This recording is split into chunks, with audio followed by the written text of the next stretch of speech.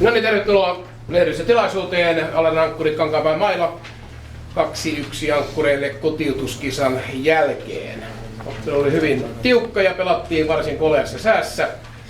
Taisi olla alle 10 astetta lämmintä ja vesi sade. Jukka Karttunen, mitä jäi päällimmäiseksi mieleen tästä ottelusta? Vedät yhteen otteluun. No tietysti keli oli kyllä jotain muuta kuin kesäkuinen, että varmastikin näkyy molempien joukkueiden sisäpelissä huomattavina niin kuin osumatarkkuuksen puutteina, mutta tietysti ihan hienoa, että yli 700 katsojaa oli tullut tässä kelissä katsomaan pesäpalloa, että se on tullut katetun katsomo, hieno etu. Ja kyllähän meidän peli oli niin kuin aika hermostunutta, siis alusta lähtien virheiden sävyttämää niin sisällä kuin ulkona tehtiin semmoisia huolimattomuusvirheitä, millä osittain ankkuritkin oli sitten mukana ehkä ekajaksolla siihen 4. tasoittavalle asti, missä sitten Lankinen löi hienon lyönnin ja sen jälkeen meillä ei sitten paljon keskipallo-osumia näkynytkään enää, että ne loppui oikeastaan siihen paikkaan ja muutama merkkivirhe ja räpylävirheet, 0-2 vienit ankkureilta ei mukana oltu ollenkaan, niin petrattavaa jäi paljon ja tietysti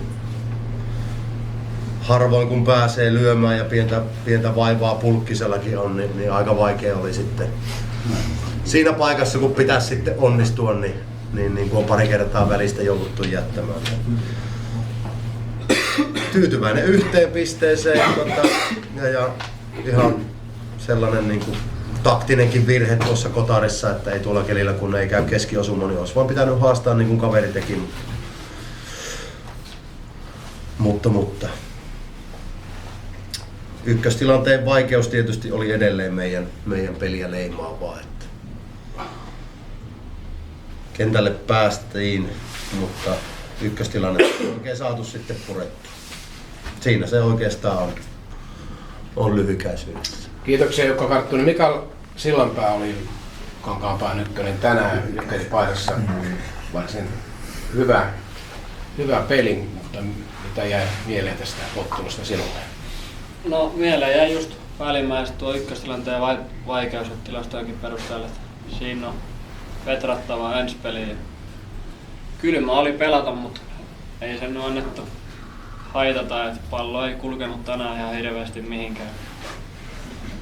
Ensi peli paremmilla mielillä ja Kossulta 3 pinnaa, niin kyllä siitä sitten taas lähtee. Kiitoksia, siinä meni Koskenkorvan suuntaan terveiset. Matti Iivarinen tiukan väännön jälkeen 2 pistettä. Mitä on päällimmäisenä nyt mielessä? Onko ihan nämä peliasiat? Kyllä aika päällimmäisenä on haastavat olosuhteet, että itsellä on kylmä vieläkin. En tiedä miten pojat näytti pärjäävän ihan hyvin sen kylmän kanssa ja mahdottoman tiukka peli niin kuin meillä ruukaa aina Kankaanpään kanssa olla, että hyvin semmoinen sama tyylinen mitä se on ollut ja hyö oli parempia ekajaksolla ja tauolla siinä sen verran rupateltiin, että kun keli on tuommoinen, niin ei se siitä se peli miksikään muutu, että se on niin kuin semmoista vääntämistä vaan ja yksi asia kerrallaan ja me pystyttiin sitä jonkun verran tekemään, Jare pystyi tekemään sitä tosi paljon, että se oli ihan älyttömän tärkeä juoksu, minkä hän löi siihen toiselle jaksolle ja vielä hyvä tulo tuossa kotituslyönnistä voi olla herra tyytyväinen kyllä iltaansa erittäin tyytyväinen se eka jakson jälkeen, niin ei tietysti ollut feelingit kovin korkealla, mutta että siitä niin kuin nihkoisissa olosuhteissa, nihkoisella pelillä niin puristusvoitto, niin oikein tyytyväinen. Tekee hyvää taas koko joukkueelle, että pystyy toimimaan näissä olosuhteissa tuommoisessa tilanteessa tällä tavalla. Kiitoksia Matti ja ankkureiden 1 ja 3 leijonan pelaaja Juha-Matti Jaatinen. Miten sinä tästä jatkaisit juttua eteenpäin? No oikein tuossa kaikki melkein tullut, mutta Karttunen sanoi hyvin siinä jossakin vaiheessa peliä ja meikäläisen kaverin kakkoselta pois. Tää voi mennä ihan minne suuntaan vaan tää peli. Että keli oli aika haastava, mutta täytyy olla erittäin tyytyväinen voitto. Pari pinnaa ja voittaminen kasvattaa, niin maistuu. Kiitoksia lehdistö, tuomarit. Mites Jukka se Pulkkisen terveys,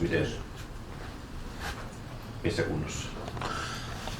No meillä on tulossa ihan tärkeä kossupeli tuossa ja toivon mukaan päästään ainakin säätietojen perusteella kuivassa kunnossa kelissä pelaamaan. Onko lämmintä sitten, niin se on toinen juttu. Mut ei nyt pystyy ulkopelin pelaamaan, niin ei tuommoisessa tilanteessa Ville Veikko oli nelosena, niin turhaa me lähdetään sitä niin juoksuttamaan. Kyllä, mutta tärkeää sitten taas Ihanenmäen paluu varmasti. No erittäin tärkeä juttu ja tuo viimeinen heitto niin jäi sormiin tietysti, mutta ei ihan 100% kunnossa ole, mutta kyllä se näytti piristävän meidän joukkuetta henkisesti valtavan tärkeä asia varmasti miehelle itselleenkin, että ei elätellyt kuukausi sitten toiveita, että tällä kaudella pelaa. Ja sitten osui salama kirkkaalta taivaalta muutama päivä sitten. Mutta tärkeää vahvistaa. Kyllä, ehdottomasti. Oliko lisäkysymyksiä? Mikäli ei ole, niin tilaisuus on päättynyt. Kankaanpäälle hyvää kotimatkaa. Kiitos paljon. Kiitos.